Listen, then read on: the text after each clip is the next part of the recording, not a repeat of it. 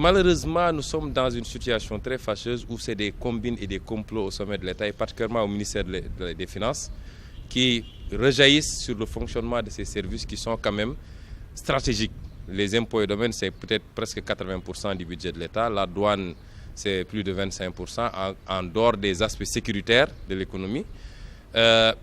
Nous avons suivi les péripéties. Je me permettrai de rendre hommage à celle qui a été enlevée et qui, il y a 6 mois, avait déjà déposé sa démission du fait des combines et des luttes qu'il y avait au sein même du ministère de l'économie et des finances entre les deux ministres.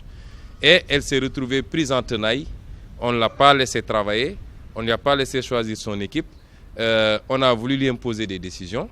Et l'État ne voulant pas perdre la face, parce que c'était inédit, c'était la première fois qu'un fonctionnaire à ce niveau-là dépose une démission sur la table du président de la République, avait refusé cette démission-là. Mais c'était pour mieux reculer. Il était évident que sa tête était mise à prix dès lors. Et aujourd'hui, nous sommes dans une situation très fâcheuse où on devait stabiliser ces administrations-là et on va vers un changement. Parce que vous savez, une direction générale, c'est un management.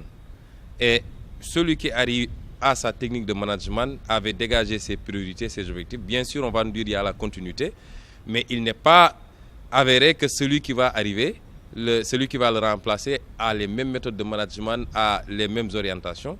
Il va y avoir un temps d'adaptation, un temps de flottement, surtout dans cette période. Tout le monde sait que le dernier trimestre, c'est le trimestre de bouclage, où on fait pression pour quand même combler les gaps et faire le maximum.